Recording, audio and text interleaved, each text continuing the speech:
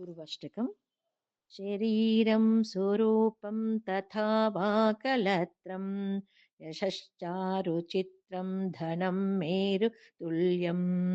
मनश्चैनलग्नं गुरोरङ्घ्रिपद्मे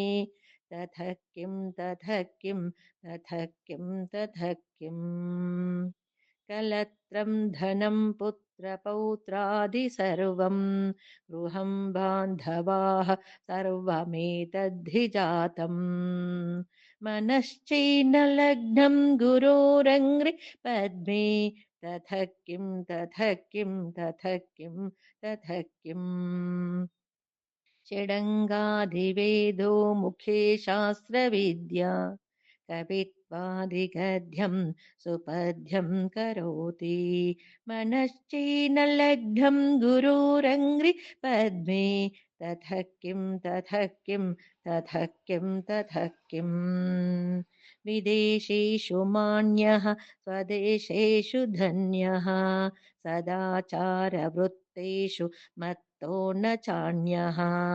मनश्चैनलग्नं गुरोरङ्घ्रिपद्मे ततः किं ततः किं ततः किं ततः किम् क्षमामण्डले भूपभूपालबृन्दैः सदा सेवितं यस्य पादारविन्दं मनश्चैनलग्नं गुरोरङ्घ्रिपद्मे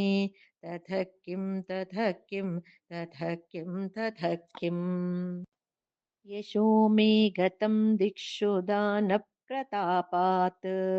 जगद्वस्तु सर्वं करे यत्प्रसादात् मनश्चैनलग्नं गुरोरङ्घ्रिपद्मे ततः किं ततः किं ततः किं ततः किम् न भोगे न योगे न वा वाजिराजौ न कान्ता सुखेनैव वित्तेषु चित्तम् मनश्चैनलग्नं गुरोरङ्घ्रिपद्मे ततः किं ततः किं ततः किं ततः किम् अरण्येन वा स्वस्य गेहेन कार्ये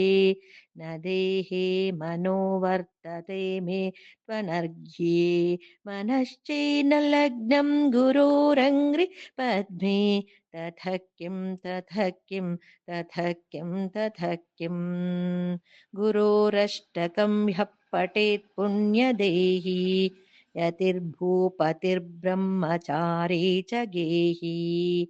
लभेत् वाञ्छितार्थं परं ब्रह्म संख्यः गुरोरुक्तवाक्ये मनो यस्य लग्नम्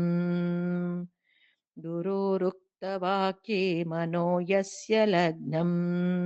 गुरोरुक्तवाक्ये मनो यस्य लग्नम् इति श्रीशङ्कराचार्य विरचित गुर्वष्टकं सम्पूर्णम्।